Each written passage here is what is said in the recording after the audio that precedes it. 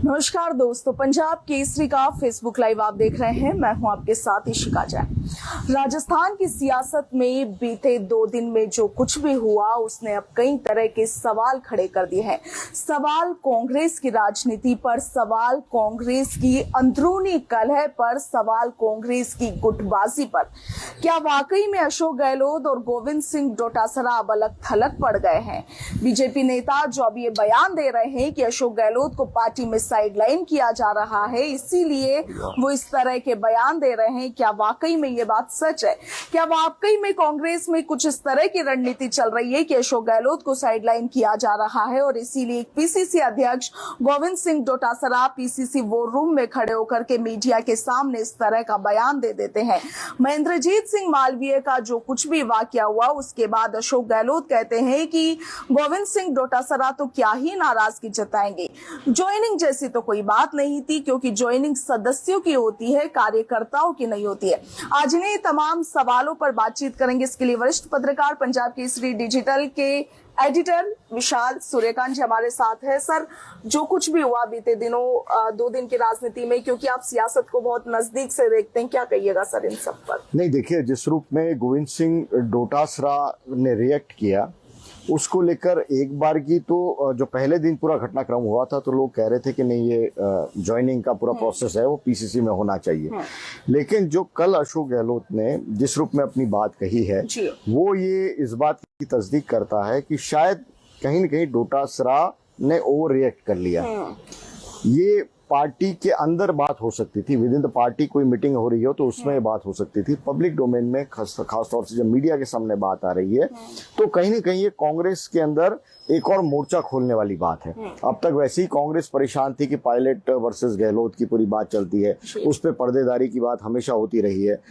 लेकिन डोटासरा इस मोर्चे में कूद के उन्होंने 3 बातें बिल्कुल क्लियर कर ली है। पहला कि राजस्थान में केवल गहलोत और पायलट का मामला नहीं है, नंबर 1। नंबर 2, महेंद्रजीत सिंह मालवीय अगर पार्टी में आए हैं तो उनकी बदौलत आए हैं, ये उन्होंने उसको आइडेंटिफाई कर दिया। उसका क्रेडिट है वो जाता है केवल डोटासरा को, क्योंकि डोटासरा के सिग्नेचर नहीं करते, वो अगर सहमति नहीं देते तो फिर महेंद्र सिंह मालवीय नहीं आ सकते।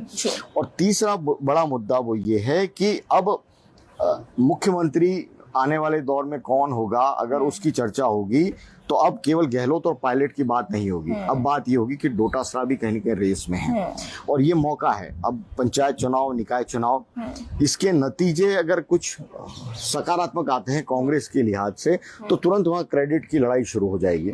तो अभी से ही वो उसकी बैरिकेटिंग है वो हर नेता ने शुरू कर दी है। डोटासरा ने कहना शुरू कर दिया कि मेरी वजह से सब कुछ हो रहा है। गहलोत है वो देख रहे हैं कि आदिवासी जो नेता हैं वो पायलट भले कोशिश कर लें लेकिन आदिवासी नेता तो मुझसे जुड़े हुए हैं। कांग्रेस में आने के बाद उनकी पहली ख्वाहिश ये थी कि अशोक गहलोत से कैसे मुलाकात हो जाए। तो यहाँ आदिवासियों की जो सियासत है, भले ही सीट के लिहाज से इशिका बहुत महत्वपूर्ण नहीं हो क्योंकि 28 सीटें हैं वागड़ मेवाड़ अंचल के अंदर, लेकिन आदिवासी पॉलिटिक्स से जो मैसेज कांग्रेस लेना चाहती है, हमने देखा है यूपीए 1, यूपीए 2 में बड़ी कोई भी योजना हो, नरेगा हो या जितनी भी बड़ी योजना हो आदिवासियों के लिए, वन अधिकार वाली, इस सब की लॉन्चिंग है वो डूंगरपुर, बांसवाड़ा, बेनेश्वर धाम से हुई है और कांग्रेस के राष्ट्रीय नेता वहां पर आए हैं। तो एक प्रोग्रेसिव माइंडसेट आदिवासियों के लिए कांग्रेस का क्या है, वो इस रीजन से वो मैसेज, पॉलिटिकल मैसेज देना चाहते हैं। और जब भी भीड़ की बात होती है, 1.5 लाख, 2 लाख, 3 लाख, ये बड़ी भीड़ है। वो अगर पूरे राजस्थान में अगर कहें तो उसी क्षेत्र में बिना किसी बड़े पॉलिटिकल मैनेजमेंट की वो भीड़ स्वाभाविक रूप से जुड़ने लगती है। ये वहाँ के ट्राइबल्स की एक खासियत है। तो सबको लगता है कि वहाँ के ट्राइबल्स का जुड़ाव कांग्रेस से रहे और कांग्रेस में किसकी बदौलत रहे। अब ये जंग शुरू वहाँ पर हो गई है। पायलट के लिए वहाँ पर खेल दूसरा है, वहाँ बाप पार्टी है, वहाँ कांग्रेस है, बीजेपी है। आने वाले दौर के अंदर पायलट ये चाहते हैं कि पूर्वी राजस्थान से आगे भी उनका दायरा थोड़ा सा बढ़े, तो अलग अलग जगहों पर वो दौरे करते हैं। अशोक गहलोत की सियासत का पहलू ये कि उनके बारे में कहा जाता है हर विधानसभा क्षेत्र में 5 से 7 उनके अपने जो नेता हैं अलग अलग कास्ट कम्युनिटी के, वो मौजूद हैं। तो पायलट को भी अपनी जमीन इसी रूप में बढ़ानी पड़ेगी, तो पायलट का भी ये दाव उनको पता है। डोटासरा इस पूरे मामले में थोड़े परेशान भी हैं, थोड़े महत्वाकांक्षी भी हैं। परेशान इस लिहाज से कि कांग्रेस में अध्यक्ष का जो पद है वो बहुत बड़ा होता है संवैधानिक रूप से, अगर कांग्रेस में देखते हैं। लेकिन इस पूरे विवाद में गहलोत जब चाहे पायलट को निपटा देते हैं, पायलट जब चाहे गहलोत को निपटा देते हैं, उनके समर्थक खुलेआम नारेबाजी कर लेते हैं। पार्टी अध्यक्ष का जो रोल कहीं नजर नहीं आता, जो डिसिप्लिनरी एक बॉडी है, अथॉरिटी है, वो कहीं नजर नहीं आती। तो यहाँ पर डोटासरा ने कहा कि तमाम नेता अपनी जगह, मैं पार्टी का अध्यक्ष हूँ, मेरी बात सुनी जाएगी। अब से खेल दूसरा हो जाएगा। अब कोई भी कांग्रेस का नेता बाहर से जो आ रहा है अलग जिले से, उसके सामने पशुपेश ये होगी कि जयपुर में वो पहले गहलोत के दरवाजे पे जाए, पायलट के पास जाए या डोटासरा के पास आए। तो डोटासरा ने ये सुनिश्चित करने की कोशिश की है कि जो भी आए पहले पीसीसी के अंदर आए, और पीसीसी के अंदर आए यानी अध्यक्ष वो है तो उनके पास में आए। तो ये पूरा सियासी खेल उस रूप में बुना गया है। पंचायती राज के चुनाव होंगे, निकाय चुनाव होंगे, उसका क्रेडिट किसको मिलता है। और अब ये रेस है वो अलग अलग तरह से बढ़ रही है। हमने देखा सीपी जोशी, कभी उन्होंने अपना जन्मदिन उस रूप में मनाया नहीं, जिस तरह से इस बार उन्होंने अपना जन्मदिन अलग तरह से मनाया। हरीश चौधरी अपनी अलग बात कह रहे हैं। तो कांग्रेस में इस बार दो ध्रुवीय लड़ाई नहीं, मुझे लगता है मल्टीपोलर सिस्टम हो गया है, बहुध्रुवीय पूरी व्यवस्था हो गई है, बताने की कोशिश की जा रही है। और कहीं न कहीं इस बहाने गहलोत की अथॉरिटी को चैलेंज है, कहीं न कहीं सचिन पायलट की डोमिनेंसी अगर हो रही है तो उसको चैलेंज है। और आलाकमान को मैसेज है कि देखिए नेता बहुत हैं राजस्थान में, आप गहलोत पायलट वो हाथ छोड़ दीजिए, हम भी मैदान में हैं। और जिस कम्युनिटी से डोटासरा आते हैं उनका दावा बनता है, बड़ी ट्रेडिशनल वोटर रहे हैं जाट कम्युनिटी, और जाट कम्युनिटी के नेता इस रूप में आवाज उठाते हैं। क्योंकि इससे पहले जितने भी अध्यक्ष रहे हैं, चंद्रभान भी अध्यक्ष थे जाट कम्युनिटी के, लेकिन वो जाट कम्युनिटी वाला मैसेज नहीं जा पा रहा था। वो कहीं ना कहीं गहलोत और सीपी जोशी और तमाम नेताओं के शेडो में दिख रहे थे। यहाँ गोविंद सिंह डोटासरा कोशिश कर रहे हैं कि उन्हें शेडो के अंदर नहीं माना जाए, उनकी अपनी अलग आइडेंटिटी है, उसको देखा जाए, और उससे अनुरूप पूरी कांग्रेस को चलाना चाहते हैं। अब जब से राहुल गांधी ने तारीफ कर दी है पुष्कर के अंदर टीकाराम जूली और गोविंद सिंह डोटासरा की, वो खुलेआम कह रहे हैं कि मुझे किसी अरे गहरे नत्थु खेरे नेता की तारीफ की जरूरत नहीं है। तो ये बताता है कि डोटासरा का कॉन्फिडेंस क्या है। और आलाकमान भी कहीं ना कहीं ये चाहता है, क्योंकि ये तमाम नेता दिल्ली में जाके अपने आप को उसी रूप में बताते हैं कि हम ही राजस्थान के अंदर हैं, हम कुछ चीजें तय करते हैं। डोटासरा ने यहाँ से जो कहा है वो आलाकमान तक भी मैसेज पहुंचा है, और शायद आलाकमान से बात करके ही उन्होंने बात कही होगी कि सर डिसिप्लिन में लाना बहुत जरूरी है पार्टी को।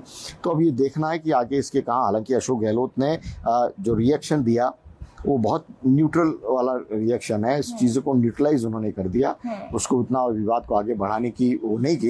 लेकिन सबसे बड़ी फजियत उसमें महेंद्रजीत सिंह मालवीय की हो गई, क्योंकि मालवीय को न खुदा मिला, न विशाले सनम, न इधर के रहे न उधर के रहम, ये स्थिति हो गई उनके लिए।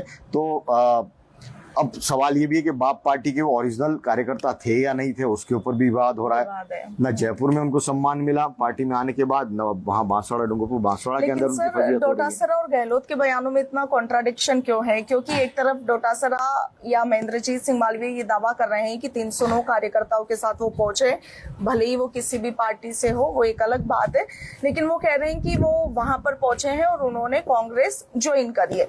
पर गहलोत साहब ये कह रहे हैं कि वो तो कार्यकर्ताओं की ज्वाइनिंग होती ही नहीं है। वो टेक्निकल पेच है, लेकिन आपत्ति दरअसल डोटासरा की वो यही थी कि मेरे घर क्यों नहीं आए, मेरे दरवाजे पे पहले क्यों नहीं आए। और इसका इस पूरी टसल का जो खामियाजा है वो महेंद्रजीत मालवीय को उठाना पड़ा। 300 कार्यकर्ताओं को 500 किलोमीटर दूर लेकर आना, ये खर्चीला भी है, पॉलिटिकल मैनेजमेंट भी है और सिस्टम भी है। और जिन लोगों के सामने आप नेता बन कर आए, उन लोगों के सामने आपको पार्टी अध्यक्ष ने अपने पीछे खड़ा होकर क्या क्या बातें नहीं कही है। इसका मैंने अपनी राजनीतिक रिपोर्टिंग में इस तरह से किसी की फजत होते नहीं देखी। ये बहुत बड़ी बात मैं कह रहा हूँ कि पीछे नेता खड़ा और उसको चैलेंज आप करें कि आपकी हैसियत नहीं है कि आप कांग्रेस से बाहर जाकर चुनाव वापस जीत कर आ जाएं। शब्द हैसियत इस्तेमाल नहीं किया, लेकिन मैं उसका मतलब बता रहा हूँ कि उन्होंने कहा कि आप कोशिश कर लें, आप वहां पर चले जाएं, वहां किस रूप में चले जाएं। तो ये बड़ा चुनौतीपूर्ण है जिस तरह से कांग्रेस ने अपनी बात कही। जी सर, एक जब हमारा इस पर डिस्कशन हो रहा था, आप कह रहे थे कि महेंद्रजीत सिंह मालवीय कहीं ना कहीं दिनेश खोड़निया के दाव का शिकार बन गए। शिकार चाल जो है वो दिनेश खोडनिया ने चली और फर्स्ट महेंद्रजीत सिंह मालवीय गए। नहीं, दिनेश खोडनिया का फ्रस्ट्रेशन अलग है। वो राज्यसभा चुनाव को लेकर पिछले 2 दशकों से मांग करते रहे टिकट की, उनको मिली नहीं है। नाराजगी भी अंदर खाने में जताते रहे, लेकिन खोडनिया के पास में गहलोत के अलावा कोई खैरख्वाह नहीं है। तो इसीलिए वो हर बार कोशिश करते हैं कि गहलोत को खुश किया जाए उस रूप में। वागड़ के अंदर ये मैसेज बिल्कुल स्पष्ट रूप से क्लियर है।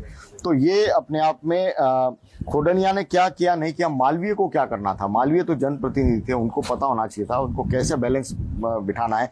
पीसीसी के अंदर प्रोग्राम रखते, गहलोत को भी वहीं बुलाते, डोटासरा भी वहीं आ जाते, तो फिर एक वो होता। मुझे लगा कि थोड़ा सा इमोशनल उनका डिसीजन हो गया और फाउल हो गया, कहीं ना कहीं वो किसी नेता के प्रेशर में आ। जी, thank you so much sir. ये जो तमाम जो पूरा विवाद लगातार चल रहा है उस पर आपका क्या टेक है, आप कमेंट सेक्शन में जरूर लिखिएगा। फिलहाल के लिए इतना ही, नमस्कार।